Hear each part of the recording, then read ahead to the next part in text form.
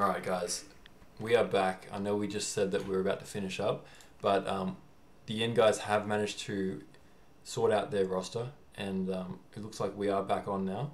So I'm excited to be with Ayuzaki again. Thank you for joining us again, Ayuzaki. Hello. And we've just got into the match now, and as the observers, we will resign. But we do have the second match here of EL versus IND. And I mean, the IND guys, we just finished a match where there was a bit of controversy because essentially the game had finished a little earlier than we would have wanted due to a drop. And at the time, we were looking at the two different teams, and it looked like the IND guys, look, arguably you could say it was fairly close, but the EL guys just had better nations, better rares, better positioning, and their score was higher overall. So the judgment call was made that basically the EL guys could get a rematch there rather than losing due to the drop. But there is a rule that, you know, if the same player drops twice, they do forfeit the match. So Steez is down to his second, he's already used his first life, he's down to his second life now. And yeah, let's talk about this game. So what do you think of these nations so far? Well, here we have extremely booming nations. We have 969 on the bottom with Egypt, and Jatin with Bantu, which is, well, an extremely great nation for fighting and booming, because you can never run out of population limit to make scholars, and you have more cities, so it's like having a colossus. It's almost as if you have an inherent colossus with Bantu. And Octave is Germans, which with the when you like make the farms and woodcutter camps and the reduced granary and lumber mill resources, it's an extremely booming nation, and that's actually what they're planning to do as soon as the game started. The first message that Jatin typed was to boom, and this is also a map that, well, that's actually good for booming, with a lot of rares and some rivers, so it makes it hard for your enemy to rush you. So I think this is a very good strategy, especially with these nations that they decided to boom. Yeah, I think this is going to be interesting for sure, because I mean, if you look at these nations on the EL side of things, they do have Russia as Dangerous Dave, and as we've talked about, you know, Russia is one of those nations that's, to be honest, not one of those nations you want to see on the loading screen, because they're just a little bit slow to try and get your economy up and running, and they don't have any advantage from an economic point of view, aside from, you know, obviously they've got great advantages with the terrain and the border push and the attrition, but Yeah. but I mean, yeah, they are. I just do feel like they're a little bit slow otherwise. So you've got Russians at the top, you've got Chinese and the right hand side with the Stees, and then we've got at the bottom here, we've got Irish with Dutch as the Inca player. So Oh, overall, this is going to be quite a fascinating lineup. You know, seems to be fairly balanced as far as the nations go for the most part. Who do you think has the slightly better nations here? I would have to go with IND, because Egypt is probably most likely going to take Colossus, and he actually said he's going to get two wonders. So I'm hoping he goes for Colossus and Pyramids. So if he can make those two wonders, he's going to have an almost infinite population cap. Not infinite, but practically speaking, it is infinite. And Bantu is also going to have a lot of population cap limit. So with two nations that have no bounds on how much larger your army can grow, I think IND definitely has the advantage here as opposed to EL. Yeah, absolutely. I think that's spot on. And, you know, obviously with Russia, I mean, it's hard to get to say that, you know, EL's got the better nations when they do have Russia, one of the slowest Yeah. teams. I mean, China and Inca.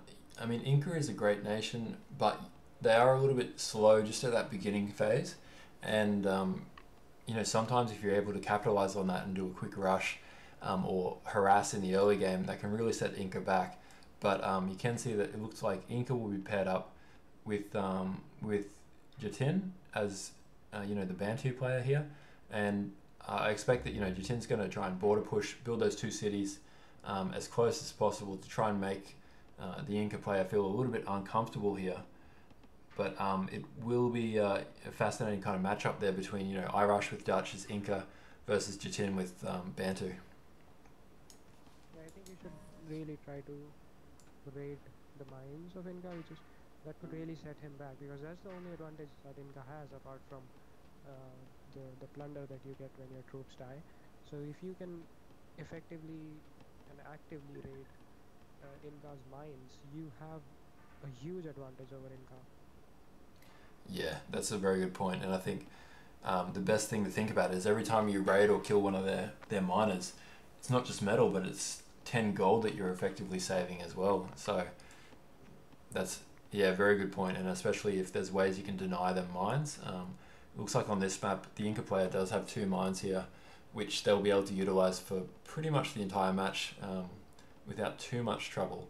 But Bantu obviously has very fast units. They can raid quite quickly and easily, and yeah, I look forward to seeing if Jatin can find a way to get around the terrain and really hurt Inca in this early game. Yeah, and these guys have Marvel, so definitely it's going to be a great game for Egypt, I believe. Egypt is facing Dave. Dave is a very strong player, so this is going to be hard, but I think Egypt has a decent advantage because of Dave's nation and his rares and the map. So I think it's going to be a really tough fight for both the players. Yeah, I agree. And I mean, if you look at, there are diamonds at the top here, and I can see that Dangerous Dave is going straight for those diamonds. I'm not sure if the IND guys have scouted them or not, but they're just to the northeast, or just north of. Yeah, they have, and yeah. Green is almost on it. He's okay. Green and purple. Okay, purple is Dave. Yeah, purple and green both are using diamond. This is going to be heavy raiding challenge, but I think Egypt should be able to raid first, because like he's Egypt, so he can just make a lot of farms and use some food rares, and instead of going civic, just go military, and at the same time still make a wonder. So this is a really nice advantage that Egypt has. It can raid and at the same time make a wonder. So I think that's what he should be doing, at least to save diamond. Yeah, he does go military. He skips civic and he goes for military. Yeah, wow, that's I think it's a good move given the circumstances. You really want to lock down those diamonds. It's a little bit of lag going on here. Let's all hope that we don't get cursed with a similar situation to what happened in the last game. But and let's just focus on the match instead of internet connections. But it looks like there is a little bit of lag going on here. Yeah, I hope I don't get thrown off the game again. Yeah, exactly right. Yeah, and he did make 7 farms on his first city. So he's doing exactly what I thought. Yeah, 7 farms. Well, yeah, really strong start for Egypt. And you can see that, so we've got the Chinese, Russians and Incans versus Egypt, Germans and Bantu. Yeah, definitely set to be a really good start here. And looks like Dave is raiding with citizens. Diamond. Yeah, there's 3 citizens coming out, and something that I haven't seen too much before, but quite creative, I guess. There is actually a 3rd citizen coming, so he sent 3 citizens just to raid those diamonds. Yeah, mostly we just use 1 citizen, which is not effective, because you can make the merchant run away, but you can't really kill a merchant with just 1 citizen as long as your opponent is quick to respond to that threat. Yeah, exactly right. It looks like. You can see how fast Germans is actually. This is amazing. Like Egypt has commerce. By the time Egypt had commerce and military and barracks, Germans already managed to have commerce, civic, and a city, and military and barracks. So this really shows how fast Germans can be. Yeah, yeah, I agree 100%. As far as Germans are just, I think, if not the strongest nation in the tournament, in the entire format, I'd say who do you think would be your top three as far as the best nations you could possibly get, just off the top of your head, without thinking about it too much?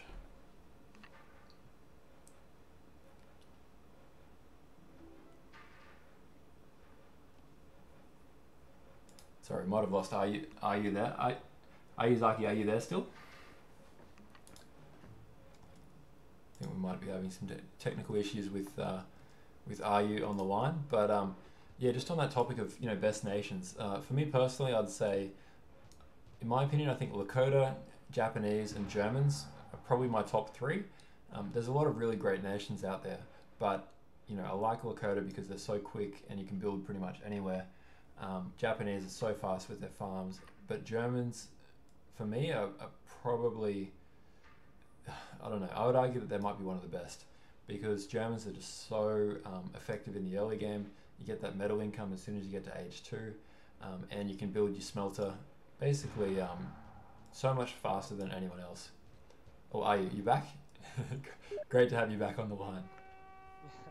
Okay, this is nice. He went for an adjacent city, trying to get control of that, and he's now towering it, so they have pretty much secured diamonds. That's a great move. Yeah, absolutely.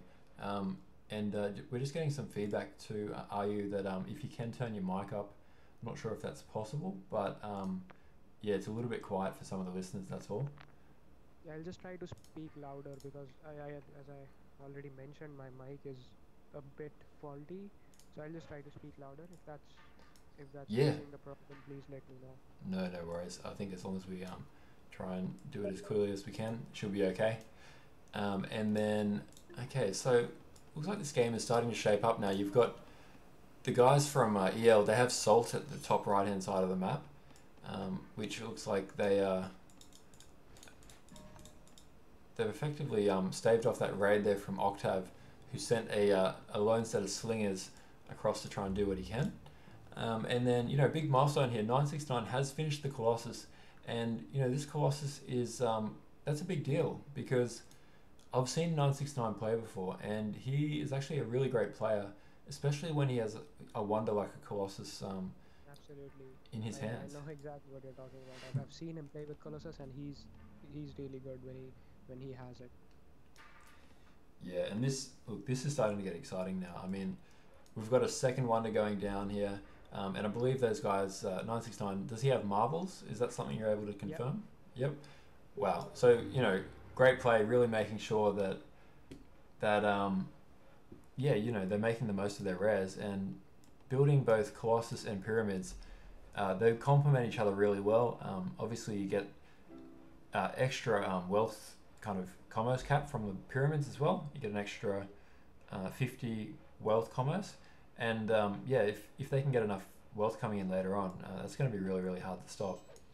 Yeah, meanwhile, Jatin is really doing exactly what should be done against Inca. Prevent them from reaching H2 as much as possible, because that's when their advantage really starts to take shape.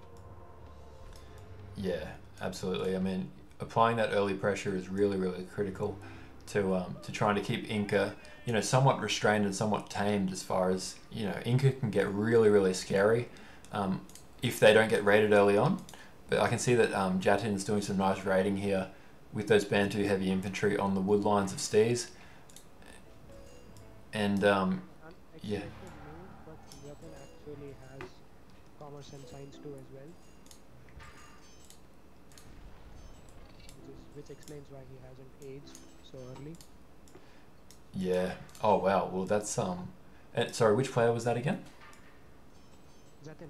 Oh right. Okay. So wow, he's really going for a huge boom economic type build here, which yeah, would definitely explain why he's still the only player in Age 1. But assuming that they can hold on to that, that's going to be a huge advantage as things go on. As far as getting a massive amount of units out and filling up Bantu's biggest power being their population cap of, what is it, double whatever everyone else has, basically infinite population.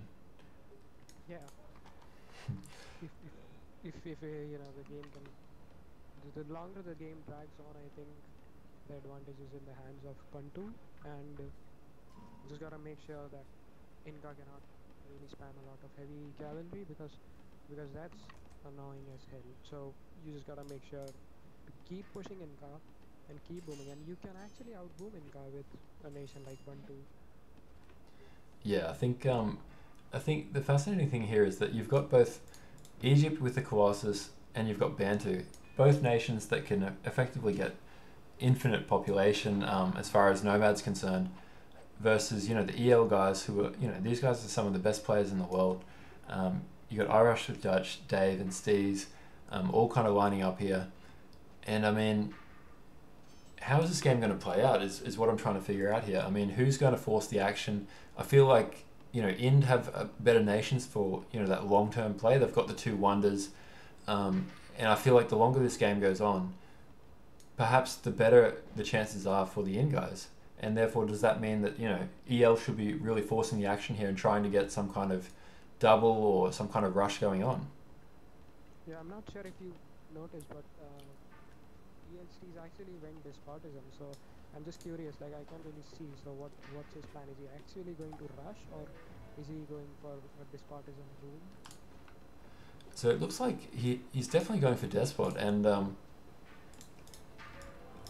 I'm just trying to locate where his actual his despot has gone, but it is coming up here. Yes, most definitely a despot, and it looks like he is going for some kind of, you could call it a rush, but I guess it's a delayed rush. You can see in the chat, Dave's just said in the chat, 95 despot lol, lol, and it looks like Dave's perhaps not too happy about Steve's choice here to go despot. I must admit, it is a bit of a risky play here because the nations are kind of a little bit further away from each other. There's no cities that are right next door, and those really helpful spots where despot can just churn out units and just take the city with ease. In this instance, they're really going to have to come up here, perhaps up to the left, take on that second city of 969 being Kahun. And I'm curious if Orange has commerce too or not. Yeah, I think I'll just double check that now in a moment. It does look like Green Octave here does have a decent German army coming in and raiding those horses, taking them out with pretty much with ease here. And this is kind of fascinating because you've got the Egypt player here with so many nice wonders going as despot. I'm kind of a bit confused here with how many players have gone despot, to be perfectly honest with you. I'm pretty sure Egypt and ELCs both have despot, and Light Blue is actually about to start his attack. He already has one catapult out, and he has not a lot of army. He has like 6 units. 4 of them are archers and upgraded, so he definitely has some momentum going there, and he's going to attack soon. Yeah, it looks like there will be an attack. It looks like both Steez and perhaps 969 are going to be attacking here, as well as you can see that the blue player, Irish with Dutch as Inca, is also building his siege workshop, so probably going to be some kind of fight with Jatin as the... Look at it. He went for an ambush. Oh, right. Oh, I can see that now, yep. Yeah. Yeah, that ambush looked good, but maybe not enough units there to really take advantage of it. He was going for the 9, I think, because he walked past a knight he could have killed, but he was probably aiming for the 9, which is a good idea, obviously. Yeah, it looks like the players will get away, but I mean those units will get away without dying. But this is going to be probably the talking point here. So we've got 969 starting to siege on the second city of Spain. Russia. And that all makes sense now. I mean, obviously going despot against Russia is a great move. It's the only way to negate that attrition that's coming in before you get to age 3, of course. The only issue for him is that it looks like Steez has recognized this, and Steez is coming up.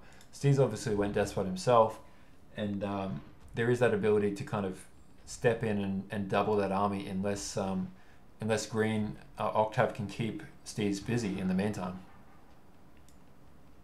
And looks like they're going double Dave. Yeah, it's going for a double.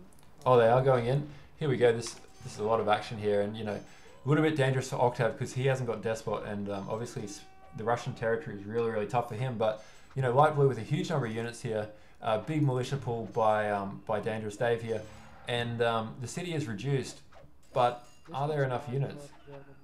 Germans had to retreat. This is not looking good for IND.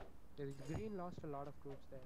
Yeah, that was I really like the strategy, but it just shows you that, you know, the best players use nations in the best way. And I mean, the fact that Dave was able to basically sit back, do a perfect militia pull there to hold that off, and then basically, you know, hold off the double there from green as well. And obviously the attrition from green really would have hurt. So, geez, pretty exciting moment in the match. But yeah, it looks like EL showing why they're one of the favourites in this tournament with that defense. And now EL Steez is actually going for garden, so with China especially, he's going to have a decent boom now. And Yeah. looks like red is in trouble. I'm not sure because blue has a huge army. Yeah, and something that may not be able to for Jadin to see, there are some hallucinations or you know, fake men in that army, which were duplications. Yeah, no, I can see that, but when I click on them, I still see 8 heavy cavalry. Yeah, that is still those 8 heavy cavalry are definitely real. Being Inca, obviously getting the gold and the metal income really easily, and spamming those heavy cavalry. I think that's one tip, is whenever you play against Inca, you always want to make sure that you have as many men as possible. You know, plenty of heavy infantry to try and neutralize them. Dave and 969 are fighting it out on the flank. Looks like if 969 could micro his way into it, he might actually win a lot of troops. Because Dave has a lot of heavy infantry there, and 969 has enough archers to take them out, and he does go for it, but Dave retreats in time, so that's a smart move. Yeah, definitely a smart move there. And you know, 969 is starting to really get his unit count up really high. Definitely looks like he's got the edge with the 2 wonders over Dave, who's playing as Russia, but you know, that nation benefit of the attrition, really unable to use it because that despot is just negating anything. Yeah, I think he's somewhat reliant on Steez coming up here again. It looks like Steez will save the day, and they may get a double off here on the Egyptian army.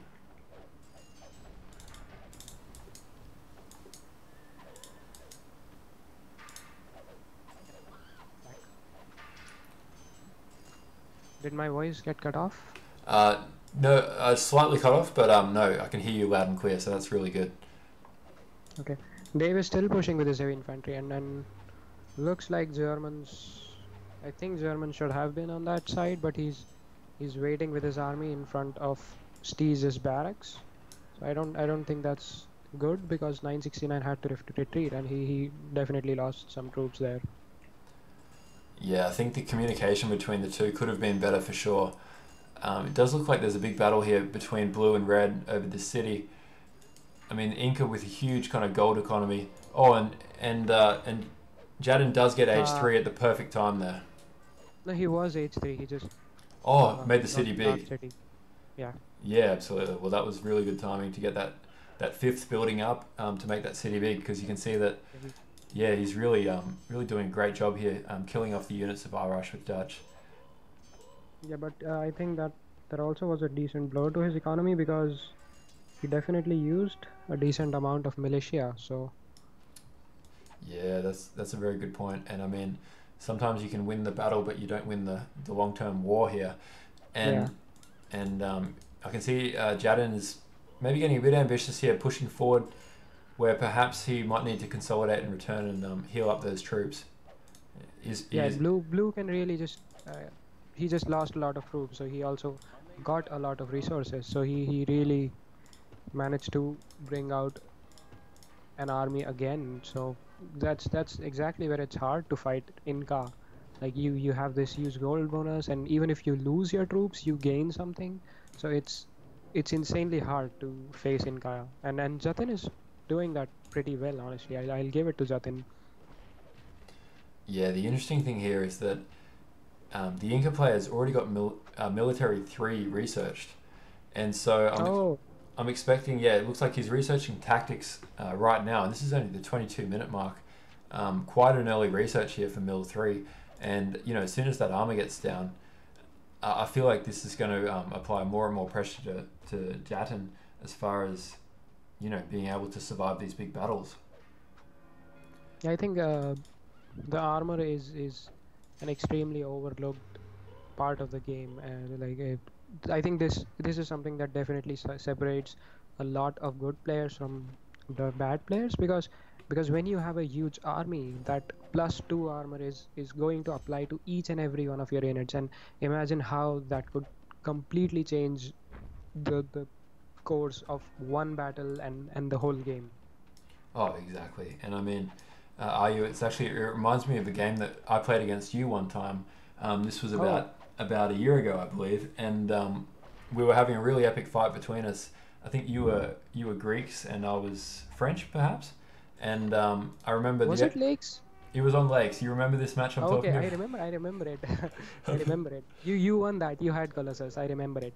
Yeah, I remember that match, and we had very similar sized armies. And I remember attacking you with a monarch and with an extra armor upgrade, and it was just amazing the difference it made between our two battles. Basically, the same number of troops, but Yeah. yeah, effectively, that armor really made all the difference. So, But are you talking about the fort armor or the monarch? I believe it was both a monarch. I think we both had monarch, and I had extra armor. So it was one of the armor upgrades, I believe. Greeks versus French, the battle of heavy cavalry. Exactly, and yeah, they both definitely have imbalanced cavalry Yeah. as far as nations go. Okay, it looks like Germans and Egypt have amassed a decent Oh, Dave just killed his king. Oh my goodness, that was amazing.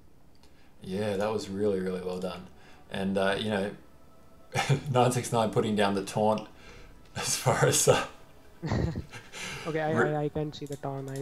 I just see 666. it I was don't know what that is. the Undertaker music, which sounds almost like a little bit like he realized he has to turn around because that Russian attrition is not going to be something that he can sit around in for too long.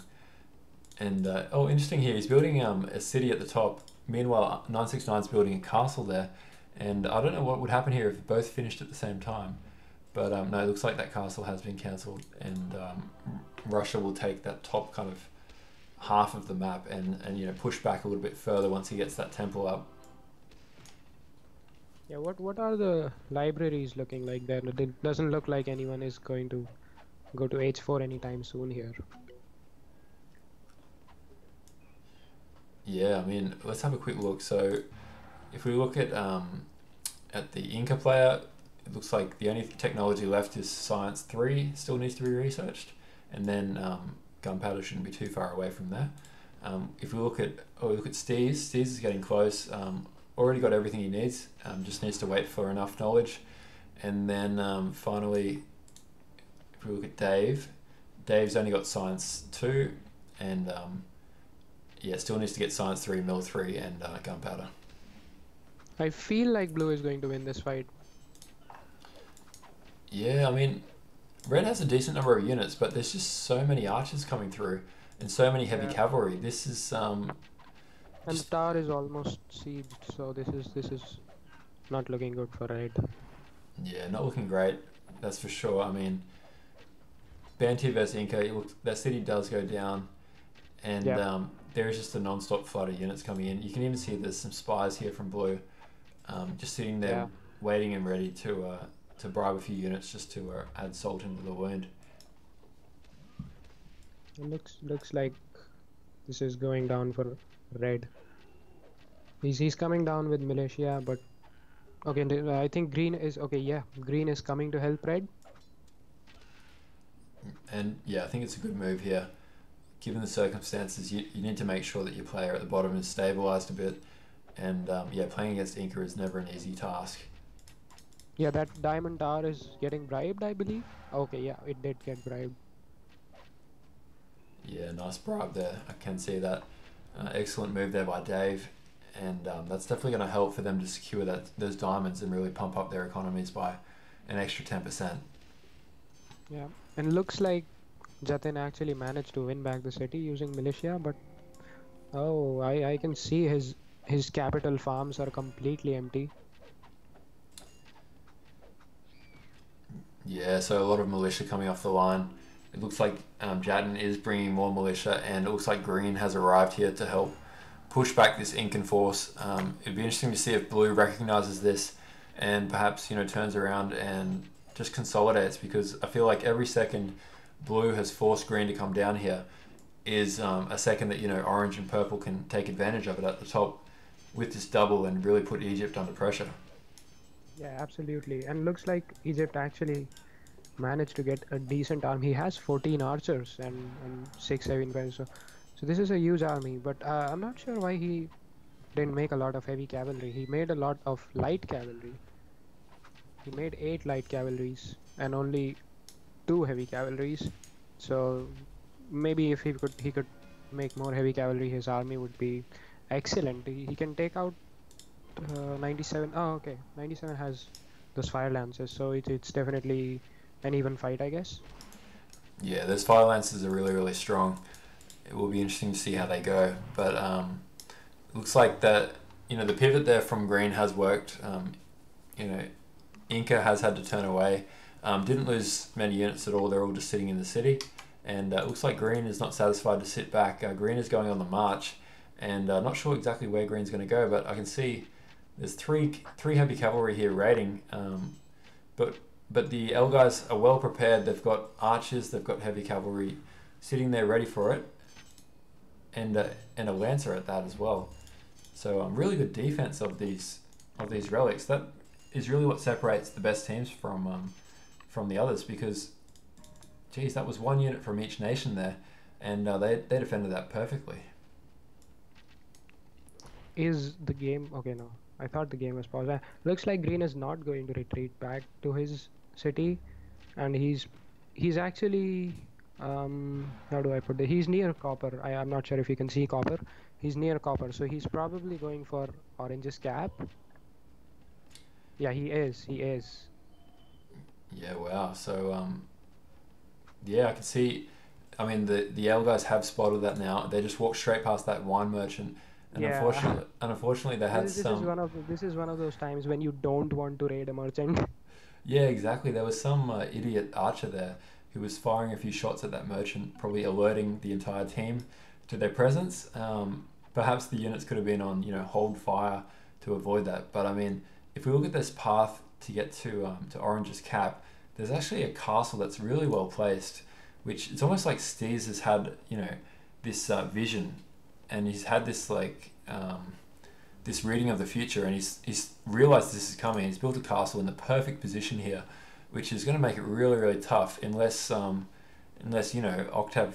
goes one better and goes all the way around, which is probably pretty unlikely at this point. No, it looks like that castle is going to be a real pain in the backside of Steez here, or when he walks straight into it too. Walk past it. Yeah, he should just aim for the plunder because he has armies on both fronts. Yeah, absolutely. And I mean, oh, and Steez does throw out the taunt there. That was definitely well played. A lot of heavy infantry though here. This is making quick work of this capital, and yeah. And I mean, to be honest, I don't think this capital is going to be able to survive. Yeah, maybe he will get the plunder. He should probably stop that tower from getting built. Yeah, it would be good to stop that, but I mean, this is looking really good for getting the cap sack. Yeah, he'll get the cap sack. He'll get the cap sack for sure. And I think it's almost down. And will he get it? He does get the cap sack, and once again, get the first cap sack of the game, and that's it's always a good milestone to get. But it looks like, unfortunately for this army, while that cap sack is definitely helpful and it's brought Orange all the way back, he's lost a lot of units for pretty much no other gain. So it looks like the IND team is really good with getting cap sacks. Yeah, I think the in team definitely doing really well on the cap sacks. That's, I believe, 2 cap sacks to none in these last 2 matches. But obviously, you could argue in the first game that L definitely had, you know, a cap sack in the sense that they basically They won the game. they won the match. Yes, exactly. They had all the cap sacks that were possible basically. Yeah, And looks like Jatin is not doing well at all. So this is going to be, I think, the decisive factor of the game, because even if, let's say, purple and 97, I'm sorry, I keep saying the numbers, it's just so intuitive. Purple and orange um, lose their fight. This is Inca is probably going to be the decisive factor in the game. yeah, I agree. I mean, this is once again, you know, Irish with Dutch was the player that, you know, you'd argue that he's just a really, really solid player. He's not necessarily a superstar. I'd almost argue he is their superstar at the moment because he is just playing so well as Inca.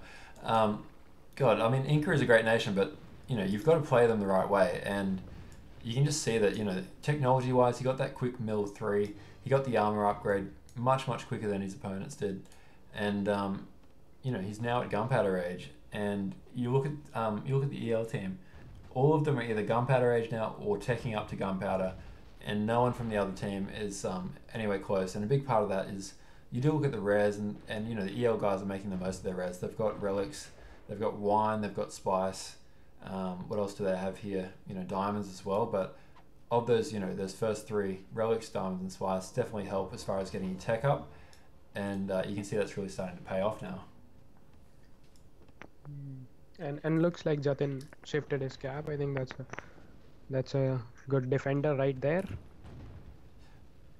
Yeah, absolutely. Already shifted his cap before even the fort was taken down. So let's hope that Germans and Egypt can make something of this. Yeah, I see light blue making sling. Okay, he is aging. He is aging. Light blue's aging. Yeah, right. So that once they do age up, I mean, at the moment, while there's only one player, one team with age 4, it's not a fair match at all. But I mean, once they're all on the same level footing here, let's see if the in guys can kind of fight back a bit. It looks like blue does take that city at the bottom, and yeah, fortunately for Jetin, he doesn't have enough time to upgrade his troops. the taunts. The taunts are getting thrown out there. Yeah, Steez is really going at it with those taunts. I love the Duke Nukem. Just that smooth, soothing voice of Duke Nukem laying down the law here. But it does look like that Steez is getting pretty confident because they know that, you know, Irish with Dutch is dominating here with Inca at the bottom of the map. You know, just a great combination of, you know, taking up quickly and making sure he's making the most of his rare resources here. This is really, really not looking good for Jatin. Yeah, and looks like Dave is actually I mean, looks like Dave might not win that fight, especially because of the composition of his army. He has a lot of heavy infantry, and 969 has 17 archers. So if he can micro his way into it, he should win this fight, I think. Yeah, I think the army sizes are starting to get a bit scary here for the EL guys. You've got there's 6 spies here for Dangerous Dave, and I for one look forward to seeing these guys in action because I mean Dave is always known as one of the best micros, and here's the engagement. The spies are starting to walk in. They're kind of stuck at the back here, but yeah, huge armies on both sides. You do have the Monarch obviously helping out here for Dave. And the spies are putting down some bribes as well. Bribe does go down here. Oh, and 969 does return fire. He's doing a great job bribing the flank troops. And okay, he already threw in the GG. Yeah, that looks like it might be the GG right here. And yeah, look, the guys have basically called it. You know, I mean, ultimately it did come down to Irish with Dutch kind of turning the screw at the bottom of the map here, but the other guys are the other guys at the top here are absolutely. Looks like they probably would have won in the long term as well. And any key engagements you think are worth talking about as far as how this played out? I think the engagements between Jatin and Inka were really amazing. I mean, he pushed really well, but it didn't work out in the end. Maybe I don't know why. Maybe because of the rares, or maybe because of the way he executed it. Whatever it was, Jatin I think played extremely well. He was constantly trying to raid the minds of Inka, and even though he did really great, but I think Inka is just extremely powerful, and I Rush with Dutch really played it out extremely well with Inka. So I think it was a great game on this end by both the players.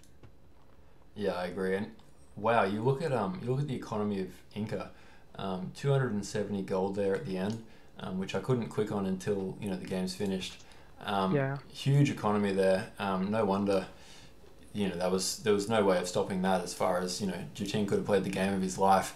When you're up against an economy like that in the hands of a really good player, that is just really really tough to deal with. And I can see that 969 and iRush with Dutch, ironically, both had almost equal economies for pretty much the entire match up until the very end.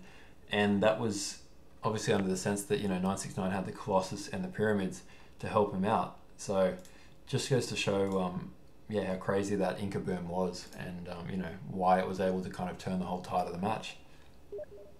Yeah, and looking at the military scores, Jatin really lost a lot of troops, and Irish with Dutch killed 172 troops and all. So that's like much better than what any of the other players did. Like just look at this.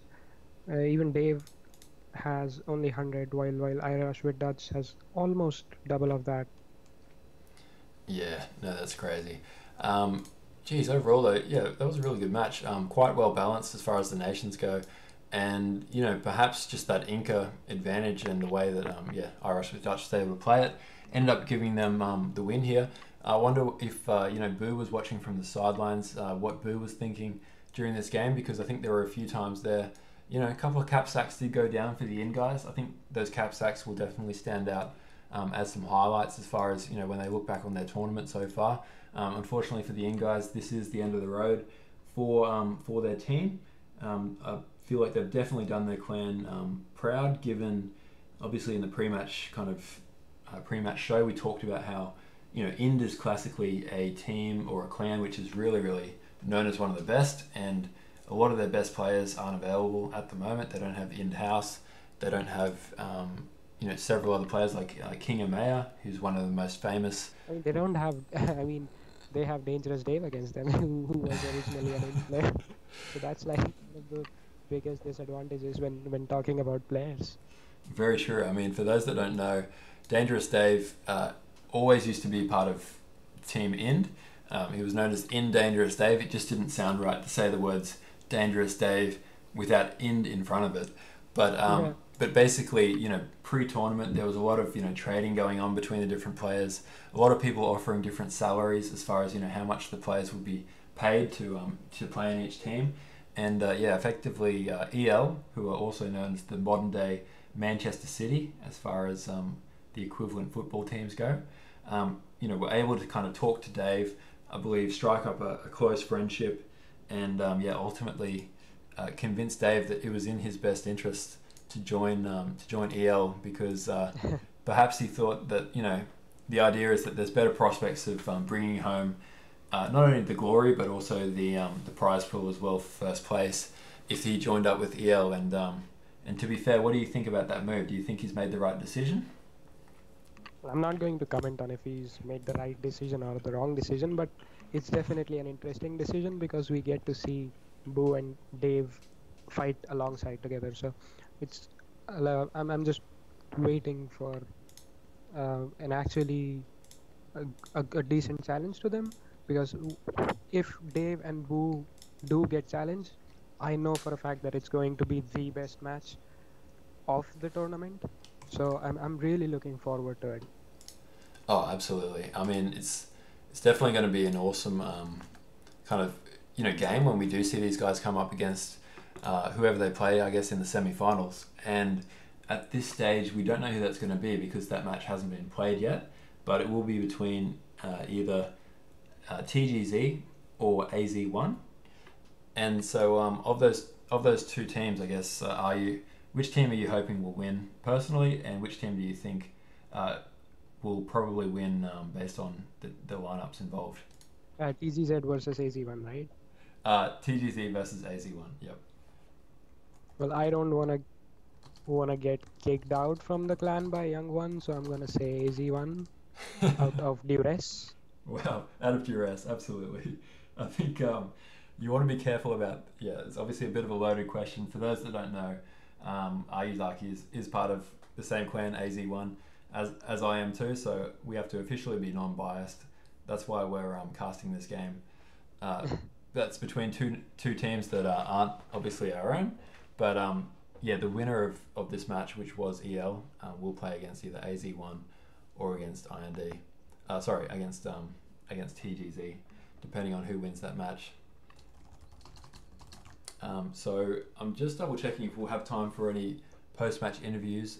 It looks like we were going to try and get Steez on, the great man Steez himself, but he may not be able to jump on.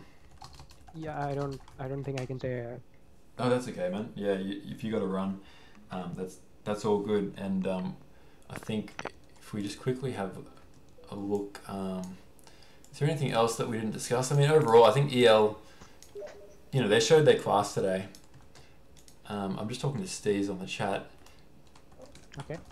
Just to see if there's any chance he can jump on quickly for the final word. I would love to hear some trash talk from Steez right now, because honestly, I find the post-match interviews just as entertaining as the actual games themselves. It was awesome having, the AS Noob Hater come on earlier, and then who else have we talked to? It was yourself, actually, are you? When you came on after that match, and I believe you were the trailblazer there as far as the post-game interviews go. Yep. But I'm just trying to set this up with Steez, but I'm not sure if we'll be able to bring this to you or not. Just trying to see if he has his Skype set up or not. If there's anyone else that's out there that does want to jump on, please send me a message as soon as possible, and we'll try and get you on. But yeah, it may be difficult to do so. I'll just see if there's anyone else here. Okay, hold on. And for those that may not have heard it, make sure you go back and look at the past recordings we've done. We did have a halftime pre-match interview with Boo, which was quite entertaining to say the least. But hey guys, we do need to say goodbye to Ayuzaki now. Ayuzaki has got to go, so thank you so much for joining us for this cast, especially on short notice again. Yeah, man. Thanks for having me. It was amazing. Yeah, no, I really appreciate you coming on. It's been great casting this game. Great match here between EL and the IN guys. Definitely didn't disappoint. A lot of back and forth, but the EL guys showed their class. So yeah, appreciate it, Ayu, and yeah, we'll talk to you soon, mate. And thanks for coming on. Yep. Thanks. See ya. No problem. See you, mate. Alright guys, so that was Ayuzaki there signing off, and unless we can get a post-match interview going really, really soon, I may have to sign off myself as well. I'm just trying to see if we can get a post-match interview here, so just bear with me. I think Boo's normally the right person to go to, so I say, Boo, get your media man on the line because we need to get some post-match interviews going ASAP. I know Steez is keen for one, but I'm not sure if he's got his Skype set up or not. So we'll give it another 20 seconds or so to see what we can do. I'll also bring up the bracket just so that everyone can see where we are in the tournament at the moment. Alright. So just trying to bring up that bracket right now.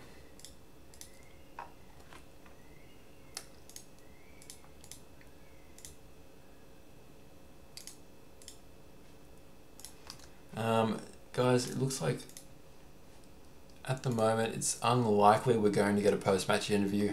I haven't got any feedback yet from any of the guys. So, yeah, for those that were looking forward to the post-match interview, guys, unfortunately, it may not happen right now. We will try and bring more to you as the games progress, because that's always something that's really, really fun to hear the thoughts of the players after the games are finished. Oh, hang on, we have got a bite from Steez here. There may be a last minute chance here, we'll wait and see. But so far it's not looking great. So bear with me.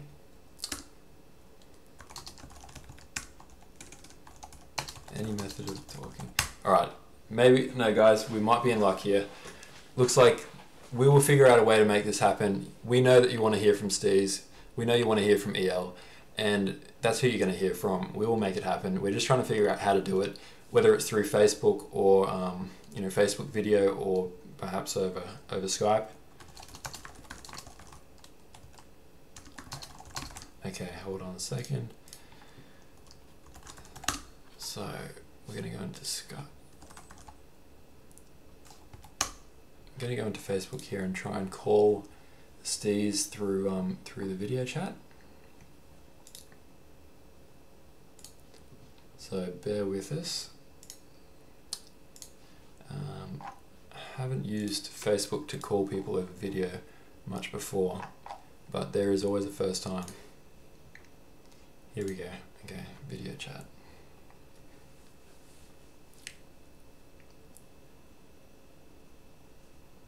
Okay.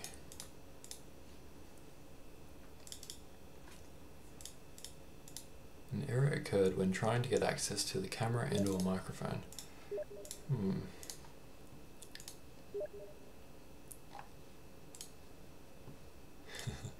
Just heard from Boo as well. They did say that Steez is most definitely trying to get on. We're just trying to sort out the technical side of it. Skype would be much easier. Okay. And then while we're waiting, I will just add another window here. Okay, continue allowing.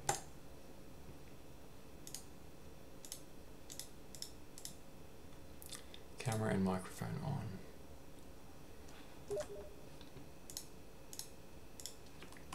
Alright, so Steez is downloading Skype right now, so just while we're waiting, I will quickly talk about the brackets, and I'll just bring that up on the screen so that everyone can see that. So bear with me, I will just bring that up now.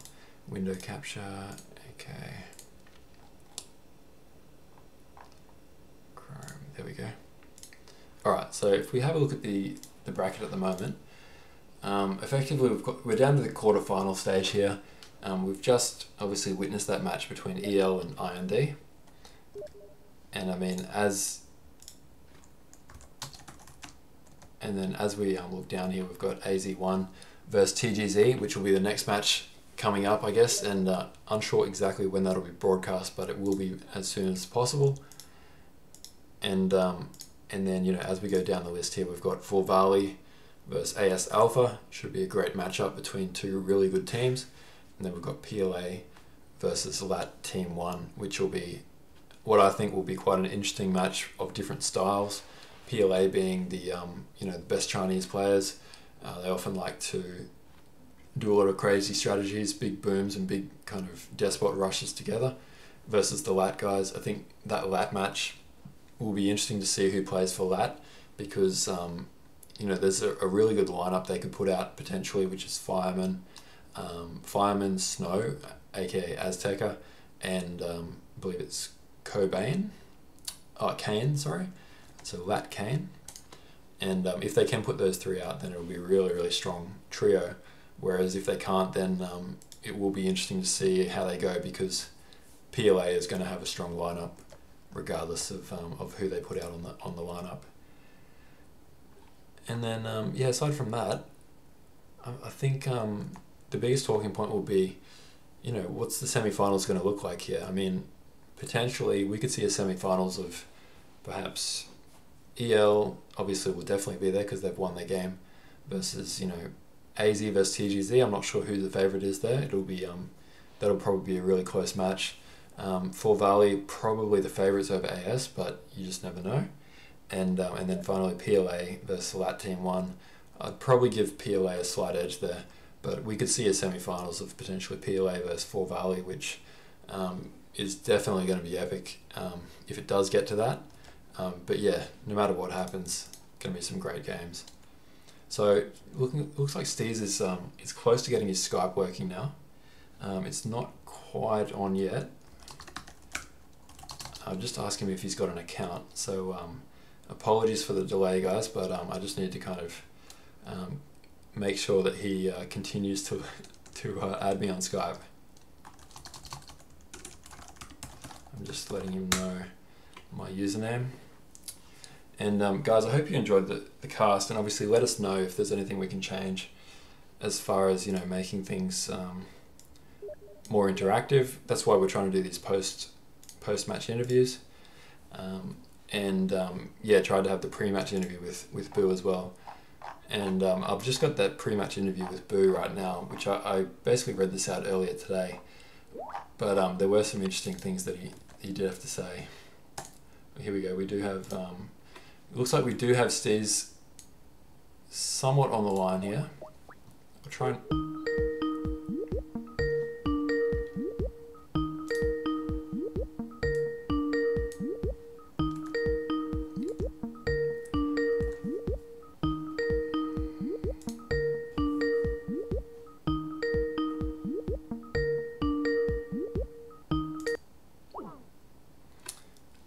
Okay, we've tried to call Steez, but so far he's not answering my call.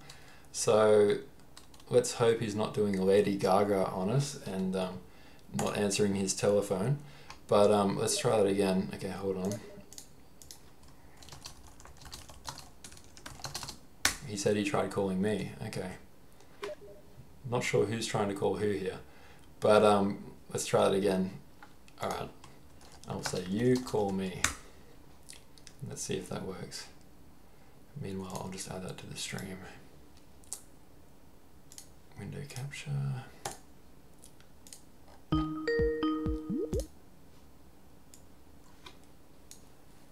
Alright. Have I got Steez on the line? There we go. Hey. How's it going, man? Going really good, thanks, mate. And thanks for joining us. Bear with me 1 second. I'm just adding the window to the stream so that everyone can see you who's out there in the internet. Problem. All right. No problem. All right, that is up and running now. So welcome and thank you for joining us for this post-match interview. I'm sure No problem. everyone is super pumped to be able to kind of get your thoughts on the match.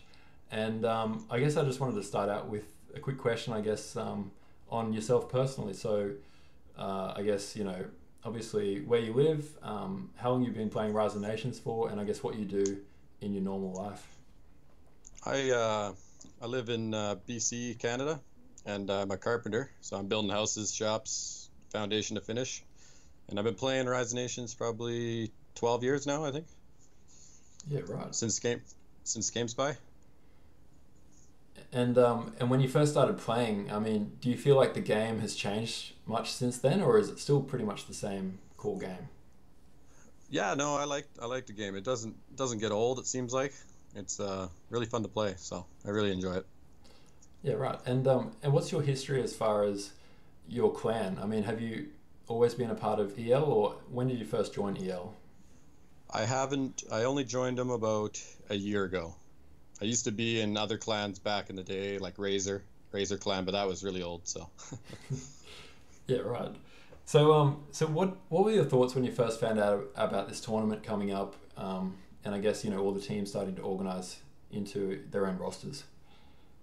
I was pretty fired up. I was pretty stoked because I knew some players would come back, and obviously a lot did, and it's awesome. More people are playing now, so it's pretty awesome.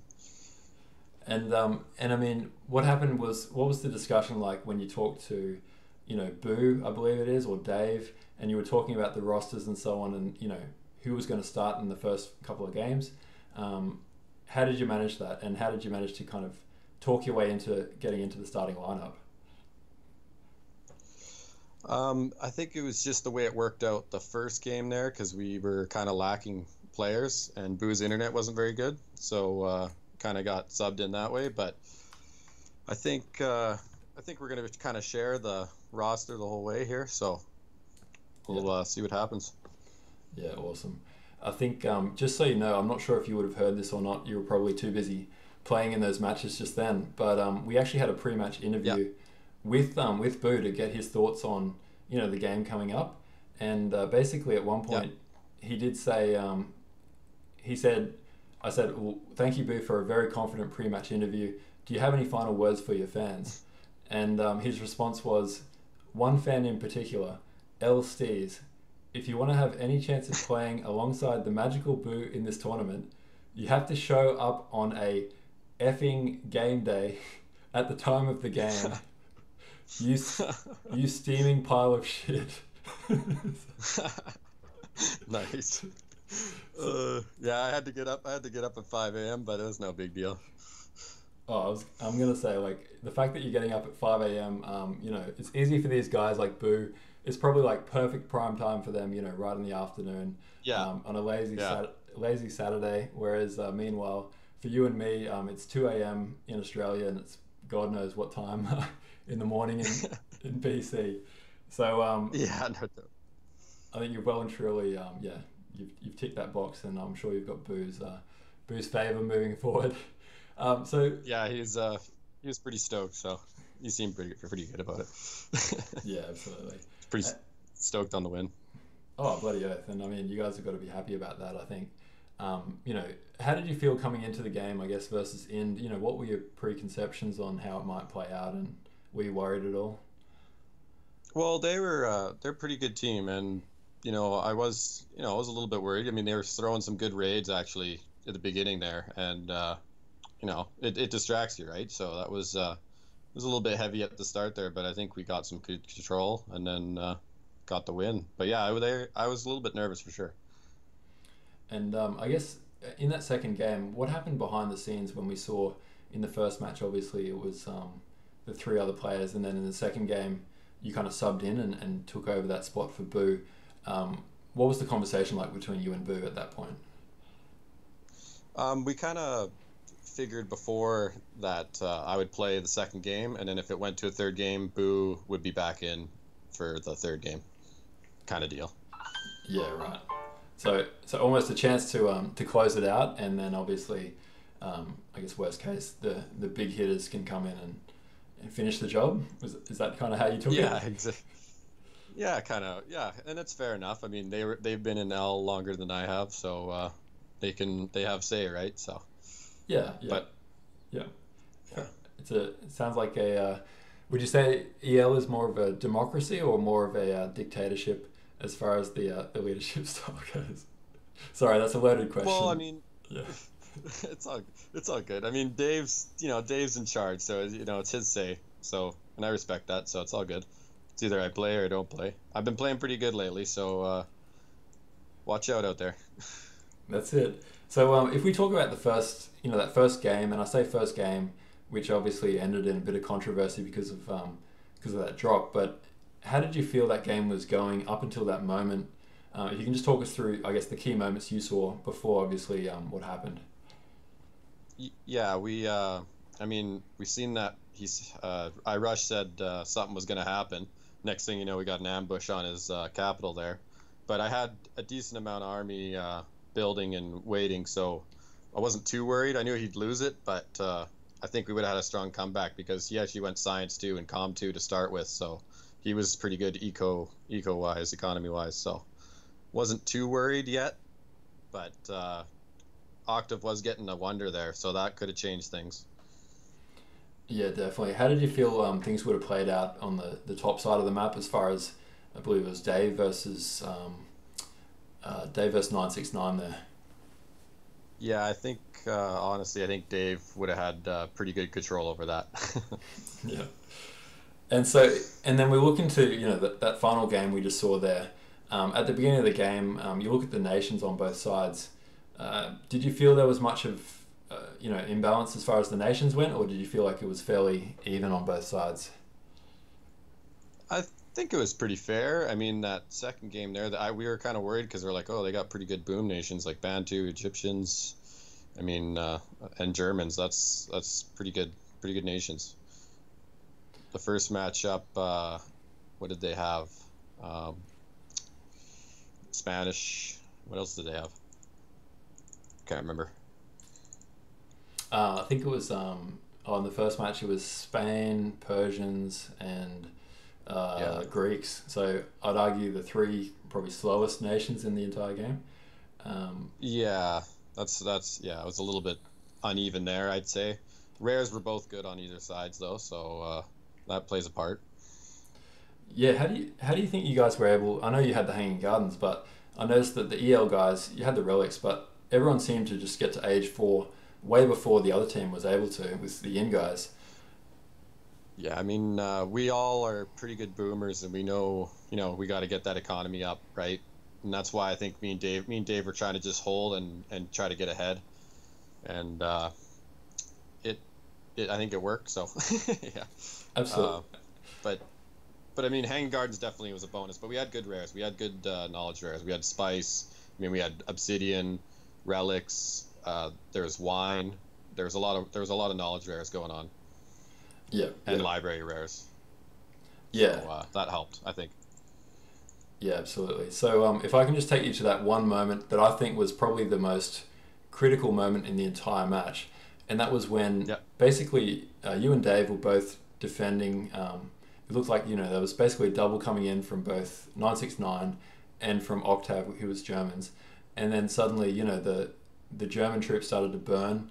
Can you just take us through what your thoughts were there, and I guess how did you feel once you were able to kind of push them back? Oh, I felt pretty good. Felt pretty confident going into it too, because I was Monarch and military 4 ready with armor, so wasn't too concerned. And I think he was still age 3 actually, so it felt pretty good to just walk in and take over, right?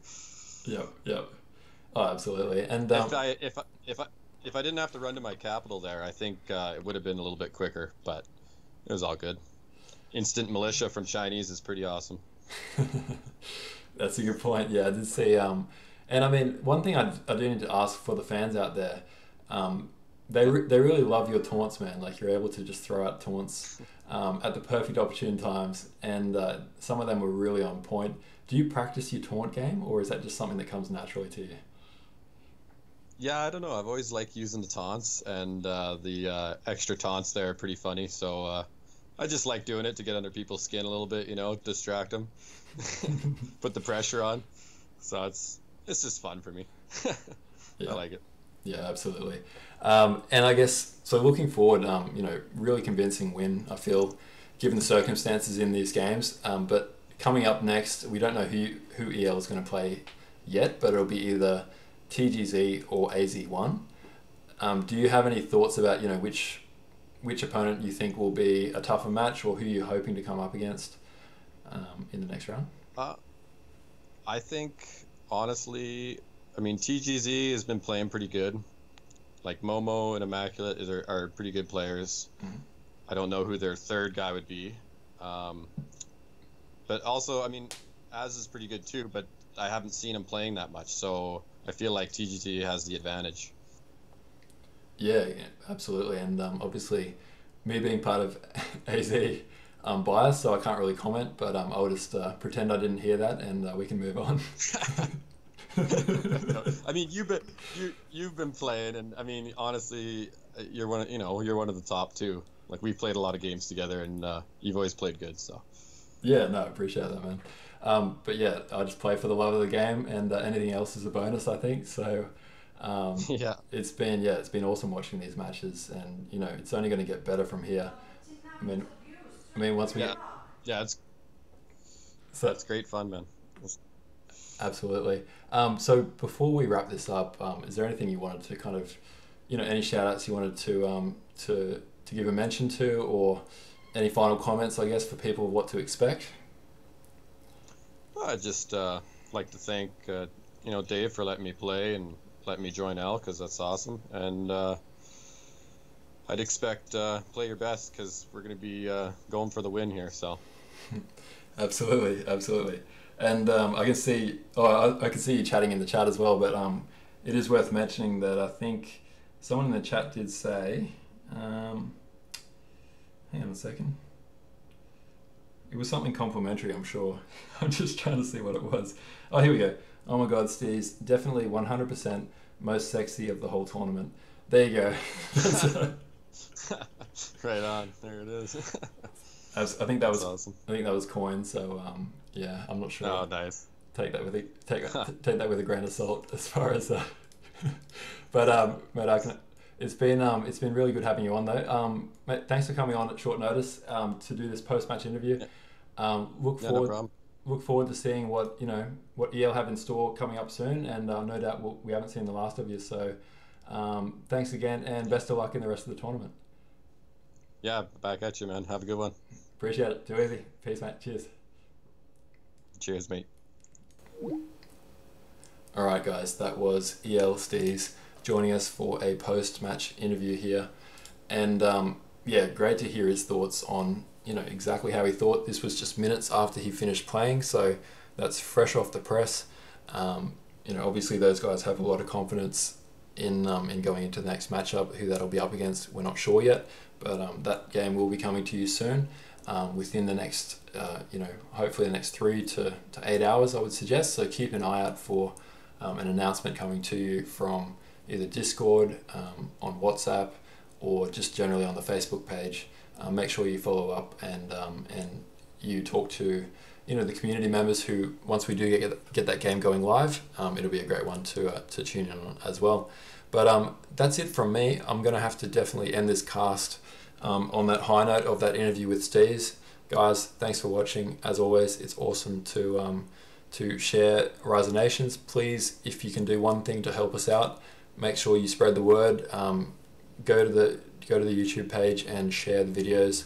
Watch some of them, comment, like, subscribe, and just make sure you get the word out next time we have a live cast, because we just want to keep growing the audience. And if you want to try and support us financially, you can also donate. It's not too late. If you go to the main website, you can see under the information page here that there is a link to our GoFundMe page, which 100% of the donations go to the prize pool. So that's a great way you can kind of support us by basically making a donation. We already have $600 US raised, which is a great effort, and just really shows how much we appreciate that as the community coming together to give everyone something a little bit more to play for, aside from just the glory of winning. So thank you guys, it's been great. Stay tuned. We'll have more quarterfinals coming up for you soon. It's only going to get better from here. I'm obviously pumped, and I look forward to sharing more games soon. Stay tuned, guys, and we'll speak soon. Cheers. Bye.